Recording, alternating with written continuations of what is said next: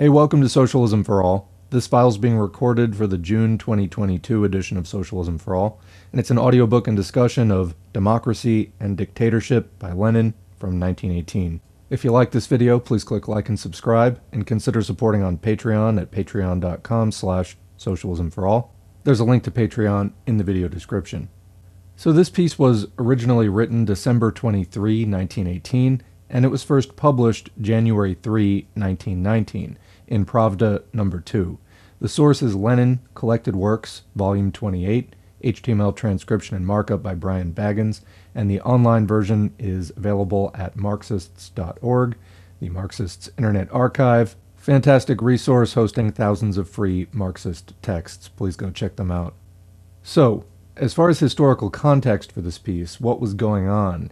Late 1918, early 1919, well, the October Revolution, when the Bolsheviks took power, was in October 1917, so this was just over a year into the construction of what would become the Soviet Union. Also, World War I, which had begun in 1914, had also just ended in November 1918, although Russia had withdrawn prior to this. However, that wasn't the end of war for the new revolutionary society. They would face attempts at counter-revolution and civil war up through 1923.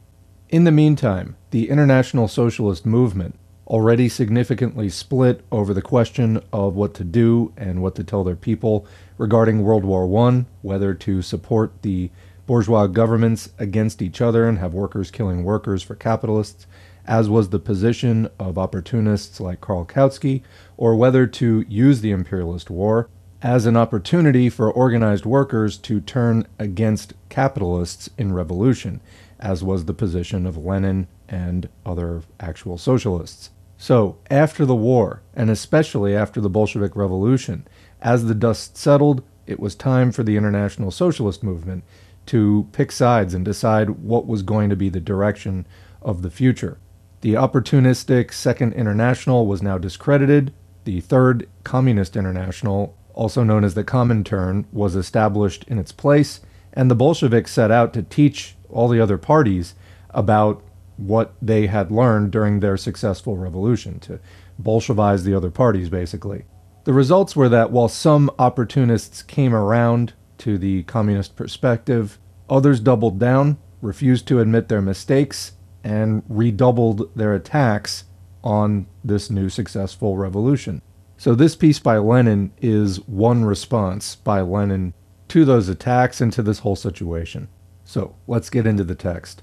A few numbers of the Berlin Red Banner and the Vienna Call, or Weckruf, the organ of the Communist Party of German Austria, that have reached Moscow show that the traitors to socialism, those who supported the war of the predatory imperialists, the Scheidemans and Kautskys, Austerlitzes and Renners, all who were far-right German Social Democrats, are getting the rebuff they deserve from these genuine representatives of the revolutionary workers of Germany and Austria.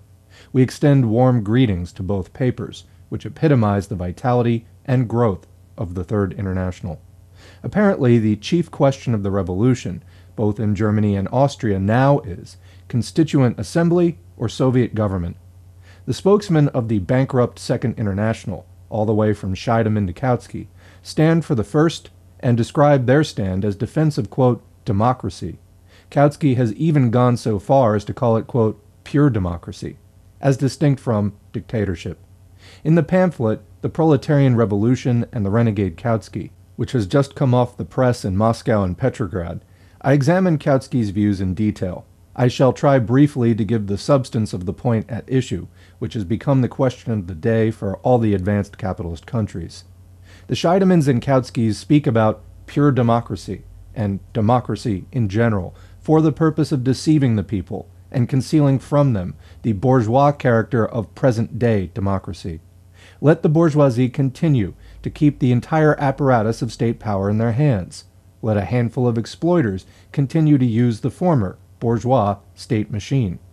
Elections held in such circumstances are lauded by the bourgeoisie, for very good reasons, as being, quote, free, quote, equal, democratic, and universal.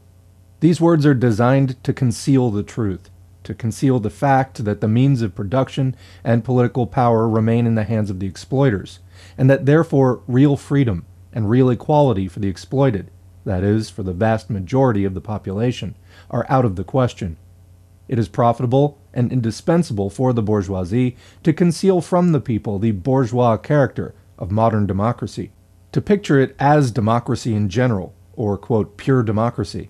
And the Scheidemans and Kautskys, repeating this, in practice abandon the standpoint of the proletariat and side with the bourgeoisie. Marx and Engels, in their last joint preface to the Communist Manifesto, the 1872 preface, considered it necessary to specifically warn the workers that the proletariat cannot simply lay hold of the ready-made, that is, the bourgeois or capitalist state machine, and wield it for their own purpose, but that they must smash it, break it up. There's an editor's footnote there. The last joint preface to the Communist Manifesto written by Marx and Engels was actually the Russian edition of 1882. Continuing. The renegade Kautsky, who has written a special pamphlet entitled Dictatorship of the Proletariat, concealed from the workers this most important Marxist truth, utterly distorted Marxism, and quite obviously, the praise which Scheidemann and company showered on the pamphlet was fully merited as praise by agents of the bourgeoisie, for one switching to the side of the bourgeoisie. It is sheer mockery of the working and exploited people to speak of pure democracy, of democracy in general, of equality, freedom, and universal rights, when the workers and all working people are ill-fed, ill-clad, ruined, and worn out, not only as a result of capitalist wage slavery, but as a consequence of 4 years of predatory war, while the capitalists and profiteers remain in possession of the, quote, property usurped by them, and the, quote, ready-made apparatus of state power. This is tantamount to trampling on the basic truths of Marxism, which has taught the workers you must take advantage of bourgeois democracy, which, compared with feudalism, represents a great historical advance, but not for 1 minute must you forget the bourgeois character of this, quote, democracy, its historical conditional and limited character. Never share the superstitious belief in the state, and never forget that the state, even in the most democratic republic, and not only in a monarchy, is simply a machine for the suppression of one class by another. Quick comment there, I've done a number of videos addressing both the social democratic, what we would call social democratic today, error of using the capitalist government and just thinking that that is sort of the end in itself. You know, you can use the capitalist government to sort of restrain, regulate, rein in capitalism and its, quote, worst excesses. That is a mistake. You must abolish the bourgeois system entirely. And also the anarchist mistake of wanting to just do away with the state, period. In other words, to abolish the bourgeois system and then not replace it with a workers' state. The state is a product of class society, and socialism is a transitional point within class society, on the way to a classless society. During socialism, workers need a state to suppress the internal bourgeoisie and to protect against international capitalism, as the new worker-led society is constructed and as the revolution spreads to all the lands of the earth. As that process nears completion, the transition out of class society wraps itself up and the state becomes less about the suppression of classes or the management of people and more just the administration of things, the management of industry in the new society. But as we stand in 2022, imperialism is still the dominant force on the planet, and the state, a workers' state, very much needed. Continuing. The bourgeoisie are compelled to be hypocritical and to describe as, quote, popular government, democracy in general, or pure democracy, the bourgeois democratic republic, which is in practice the dictatorship of the bourgeoisie, the dictatorship of the exploiters over the working people. The Scheidemans and Kautskys, the Austerlitzes and Renners, and now, to our regret, with the help of Friedrich Adler, fall in line with this falsehood and hypocrisy. But Marxists, communists, expose this hypocrisy and tell the workers and the working people in general this frank and straightforward truth. The democratic republic, the constituent assembly, general elections, etc., are in practice the dictatorship of the bourgeoisie, and for the emancipation of labor, from the yoke of capital. There is no other way but to replace this dictatorship with the dictatorship of the proletariat. The dictatorship of the proletariat alone can emancipate humanity from the oppression of capital, from the lies, falsehood, and hypocrisy of bourgeois democracy, which is democracy for the rich, and establish democracy for the poor.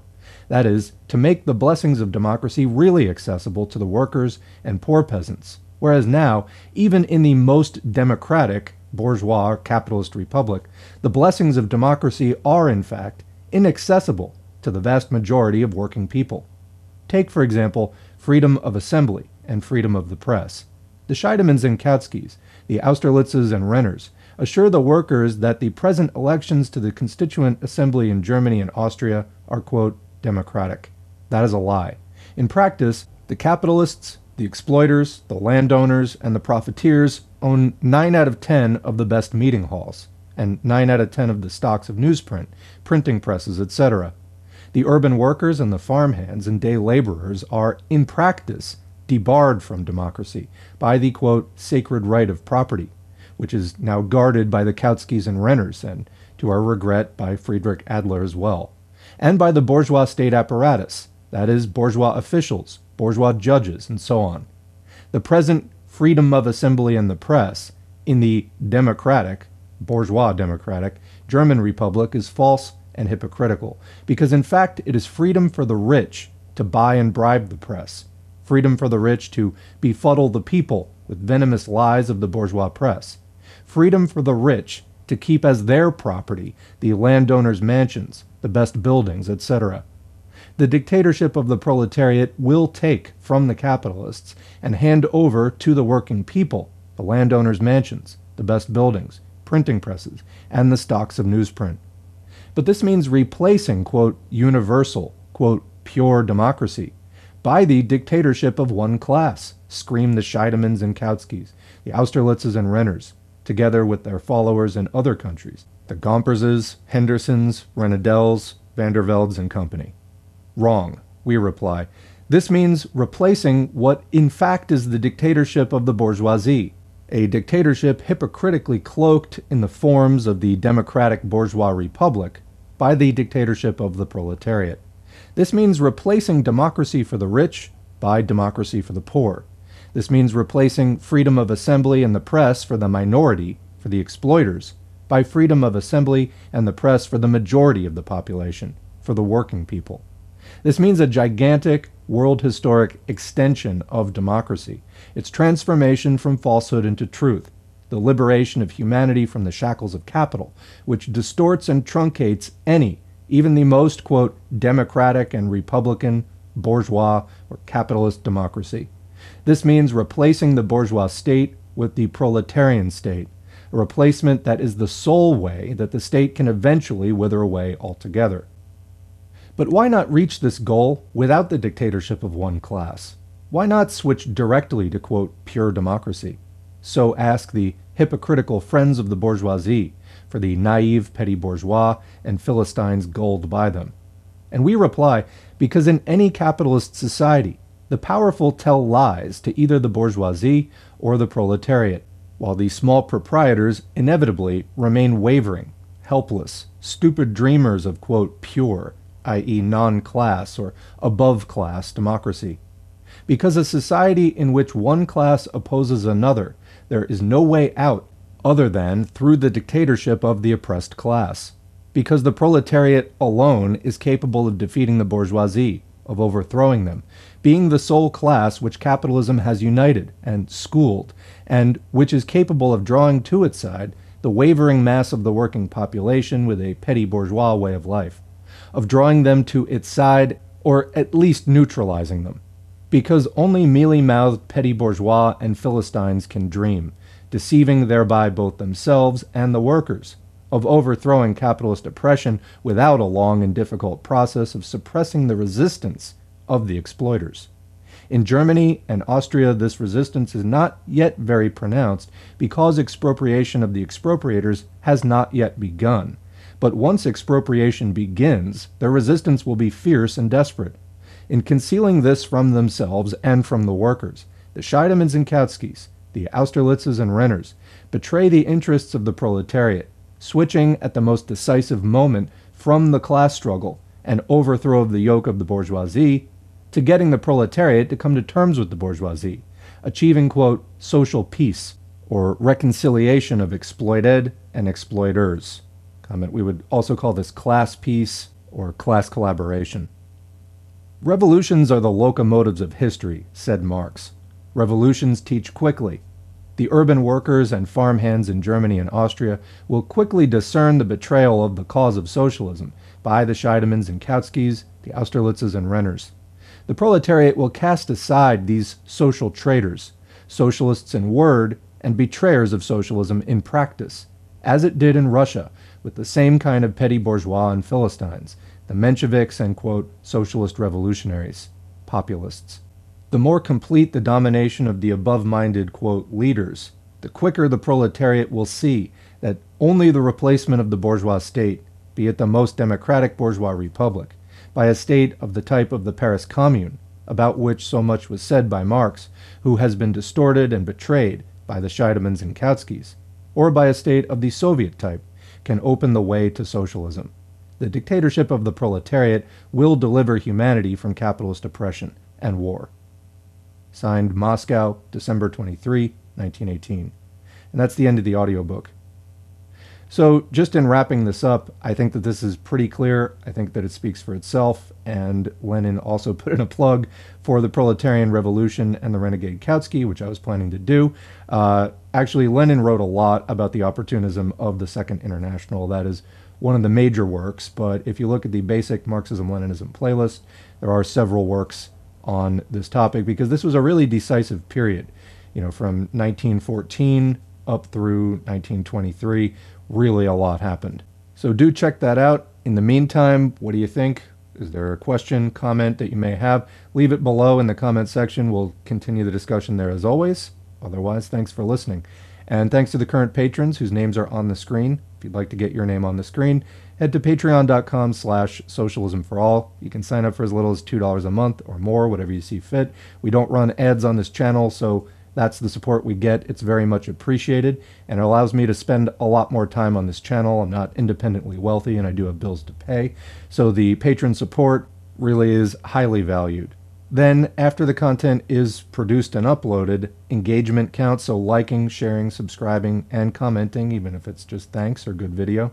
All of that helps to boost the videos in the YouTube algorithm. We just recently crossed 8,000 subscribers, which is great. It's so good to know that increasing numbers of people are interested in these topics, in finding real solutions to the problems facing the world today. So keep it going, because the more engagement it gets, the easier it is for other people, working people with questions, to stumble across it. So your engagement is much appreciated by the future viewers who haven't found the channel yet, but who are going to have an easier time finding it because you engaged with it.